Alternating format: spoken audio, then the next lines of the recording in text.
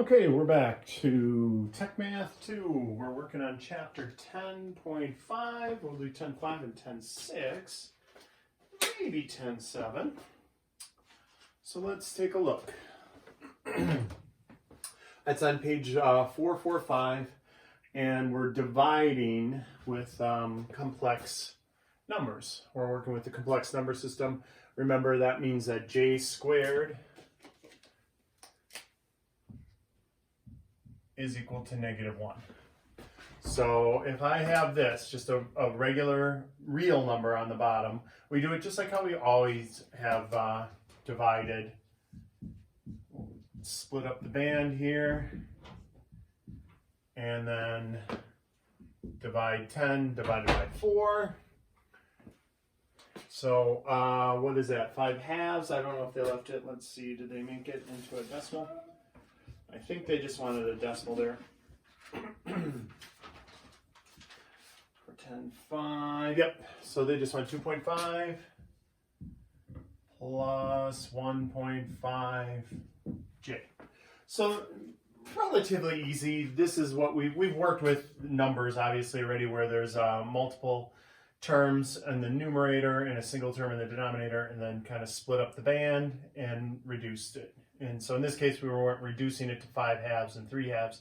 They wanted decimal 2.5 plus 1.5j. All right. This one is a trickier wicket here. This you don't get to divide imaginary numbers, nor do you get to leave an imaginary number in the denominator ever. So you have to ask yourself, well, how does one get rid of an imaginary number? Well, if I just multiply it by j, top and bottom, what that will do for me, I'll do the distributive property here and get 5j plus 3j squared over 2j squared. You might say, well, how did that help me? Well, remember, j squared is equal to -1. So now this, I can replace that with a -1. I can replace this with a -1. So now we have this as our problem. 5j plus, well, actually not plus anymore, -3. Because we had positive 3 times -1 all over -2. And now we're going to divide, just like what we did with the first one. We're going to divide that by -2, and that'll be, what's half of 5? 2.5, -2.5 j, and plus 1.5.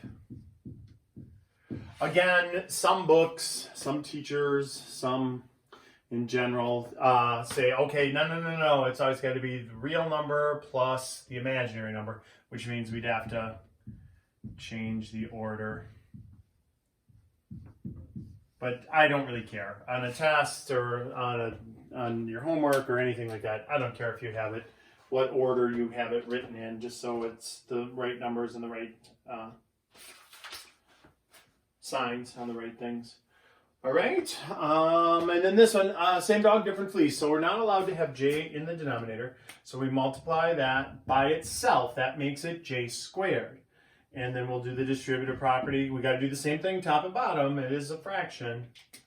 And so we do the distributive property. We get -12j plus 17j squared over -10j squared. But let's remember, anywhere where I have a j squared, I can replace that with a -1.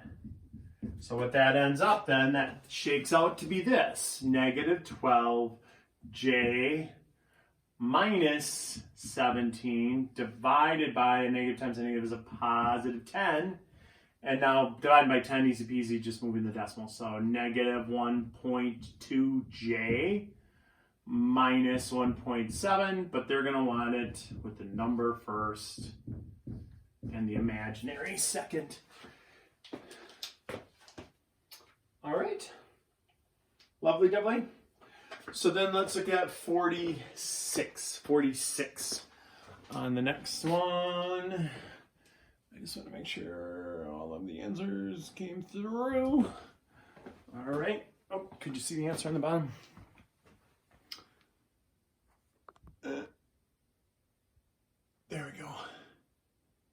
Oh, here, let me zoom out a little bit. Okay, there we are. So it was negative 1.7 minus 1.2j. This is 10.5. We're still working 10.5. We got our trusty droid as a chalk holder, eraser holder. 46. They complicate things a little bit more. And so we're going to have to pull back to a long, long time ago when we were doing factoring. And when we factored the difference of two perfect squares, it ended up as conjugates. And so we're going to need a conjugate to get rid of this. Look, if I decide to do the same thing I did on the last problem and multiply the bottom by j and the top by j, yeah, that'll get rid of this. That'll be j squared, but it'll add a j to here, and then it won't go away. So we need no j's on the bottom. So the trick is multiply top and bottom by, it's called its conjugate. Not its opposite. We do change one of the two signs. So look, that's positive 1 plus 2j. This is still positive 1, but it's minus 2j. So when only one sign is changed, that's called conjugate. So we do the conjugate of the denominator, the bottom. And now we just do our stuff. Distributive property twice, right? So we got 10 minus 20j minus 5j plus 10j squared. And we got 1 minus 2j plus 2j minus 4j squared. So now let's remember, any place where there's a j squared, we can replace that with a negative 1. That's an imaginary number, complex number. So here, let's combine like terms on the top. Well, I got 10 and I got negative 10. So those are gone. I got negative 20 and negative 5. That's negative 25j. On the bottom, look at what happens. Gone, gone. That wasn't by accident. Conjugates will always have the middle terms cancel off. And now I got 1 plus 4. Because, right, a negative 4 times a negative 1 is a positive 4. And so now this will be simplified, right? Negative 25j over 5. That should equal negative 5j. And there's our answer. Okay, if you wanted it official, and now you might say, well, why? Why would I write it like this when there's, instead of just writing negative 5j, that's the easiest form. That is. But if I'm trying to graph this, if I'm thinking about the graph, this is a coordinate. This is 0, negative 5. And remember, on the graphing ones from the last video, the 10.1 to 10.4, this is the real number system. This is the imaginary, not real number axis, imaginary axis. So this is the real and this is the imaginary. That's the x and the y. And so 0 right or left, 1, 2, 3, 4, 5 down. If I were graphing that vector, it would always be from the origin to 0, negative 5. All right. And the lead-in, what we're going to do, at 10.6, I'm going to show you how to do it on a calculator, but then 10.7, we're going to talk about polar coordinates, so how to make this into a polar coordinate, like 270 degrees and 5, like 5 for R and 270 degrees for the polar coordinates. If you remember that was a while ago. That was the first couple of weeks of the semester. We changed from polar to rectangular, added up the vectors, and then changed it back into polar. So we're going to be playing around with that a little bit in 10.7. All right. So that's 10.5. 10.6 is just, I'm going to just do one calculator problem for you and show you how to do it in a calculator with the imaginary numbers. So when we take a look at 10.6,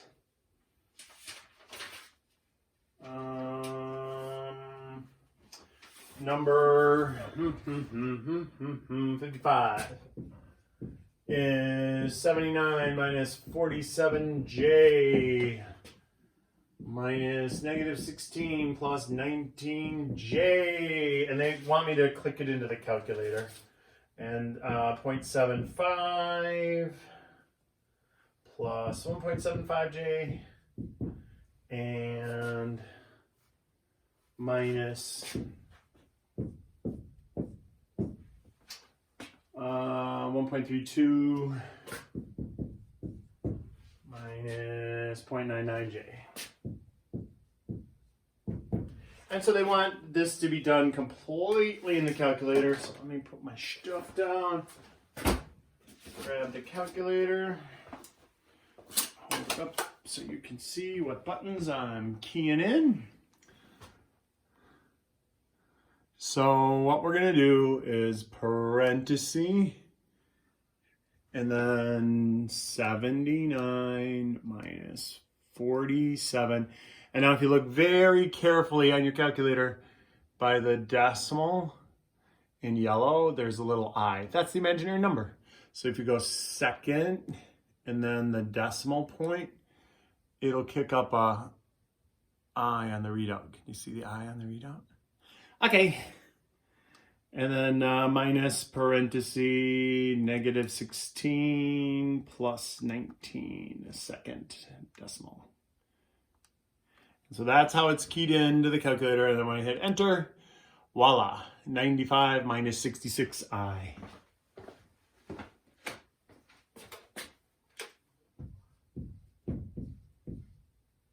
Oh, but we got to put a J down. So, okie dokie. Oh, wait, 95. Sorry, 95. 95. I said 99. I wrote 95. So 95 minus 66J. And then same dog, different fleas. So parenthesis 0.75 plus 1.75I. And then minus parenthesis 1.32 minus 0.99J. Or, well, second I.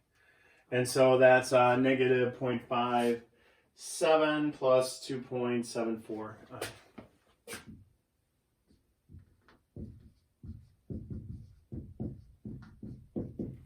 Okay. So 10.7, I think we'll do that as the next video. So coming soon, 10.7.